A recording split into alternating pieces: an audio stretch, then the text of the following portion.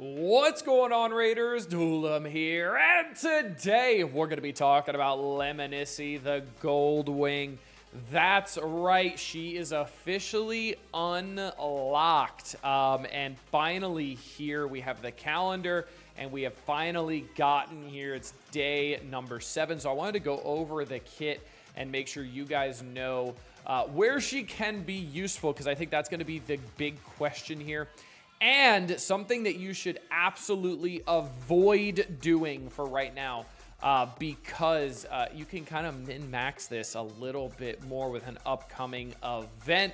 But first, make sure you're clicking that download link or scanning the QR code to get Karato Fox Hunter. The second you start the game, an amazing legendary nuker. At level 10, you're going to be getting Tagore, an amazing epic support character. At level 20, you're going to be getting Fane, who's got some incredible turn meter steal, as well as some pretty crazy damage. And then at level 30, you're going to be getting Vergus, who's a defense-based champion, to help keep your other characters alive. And then, this is super important, day number 1 within the first 24 hours of making your Raid Shadow Legends account.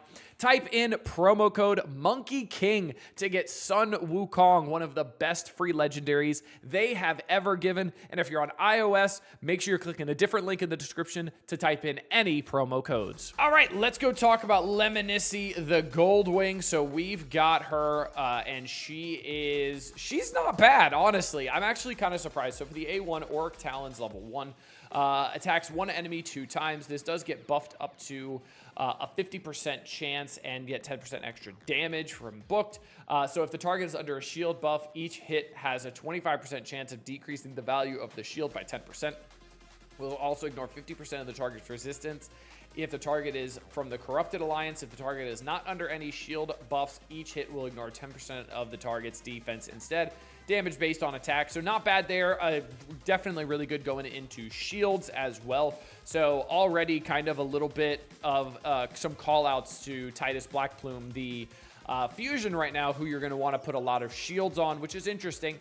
For the A2, intercept the threat, attacks one enemy 2 times. Each hit has a 100% chance of removing 2 random buffs from the target. We'll also ignore 50% of the target's resistance if the target is from the Corrupted Alliance. This skill deals more damage equal to the value of the target's current turn meter up to 100%, which is really, really nice. Gets booked down to a 3-turn cooldown, and gets 20% more damage from the books as well. So not bad at all there. Now for the A3, Venerated Warrior, attacks all enemies 2 times. The first hit has a 75% chance of placing 100% heal reduction debuff for 2 turns, which is really nice. The second hit is a 50% chance of placing a block buffs debuff for 2 turns. We'll also ignore 50% of the target's resistance if the target is from the Corrupted Alliance. So a lot of Corrupted Alliance callouts there. This does get booked down to a 3-turn cooldown. And then for the passive, unlocking at Ascension level 3, receives 15% less damage from enemies under heal reduction debuffs. Fills this champion's turn meter whenever an enemy receives a shield buff or is healed. So again, you're getting the heal reduction here. And this is attacking all enemies, so ideally you'd be at a 15% less damage from enemies under heal reduction debuffs. And then another kind of call out to countering Titus Blackplume a little bit. If you're putting a big shield buff or shield build with Titus Blackplume, which is going to make him work well, he is getting countered by this because it's filling this champion's turn meter by 5% whenever a shield buff or is healed. So that's really, really nice. Very interesting. I love when they bring out characters and then they bring out the antithesis of the character as well, and do little soft counters and stuff like that. I think that is awesome, and I love things like that because it just builds on the theory crafting of this game. So I see Lemnisci being really good in faction wars, honestly, part of the Sylvan Watchers, obviously. Right now I'm going to have Lemnisci, and then I also have Oella, and then I also have Elva as well. So where's Elva? Where is she? That's Duchess. There's Elva. So I've got a good 3-piece for Sylvan Watchers now. I might actually be able to get pretty far in those with just those 3, because now I'll have a damage dealer as well and 2 pretty good supports. So nothing wrong with that. I'll take it. So that's the main place I'm going to be using her, is in faction wars.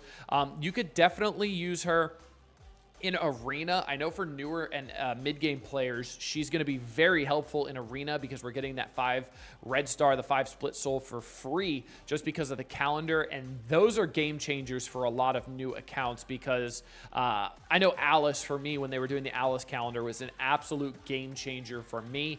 And that was something that was really, really, really good. This is also going to be really good against shield and removing random buffs as well. So that's always really nice. You don't really have anything that removes buffs early in the game. And then also just focusing on shields here as well. This is really great. Heal reduction. A lot of good uses for this champion. I really, really enjoy that. And then just some extra tankiness on the passive. The aura, meh. Nothing crazy here at all. Nothing crazy at all with the aura, so nothing with that. But I actually really like Lemniscy. I think she is very good, honestly. I think she's going to be really, really useful in Faction Wars as a damage dealer, like we talked about, and then also in Arena and maybe even in some Clan Boss, just as a damage dealer, helping out your newer teams and stuff like that. So nothing wrong with that at all. Obviously, you want to make sure she's got 100% crit rate and then as much crit damage as you can because everything is based on attack. So obviously, if it's an attack-based character, you want to put crit rate, crit damage. That's the basic stuff there.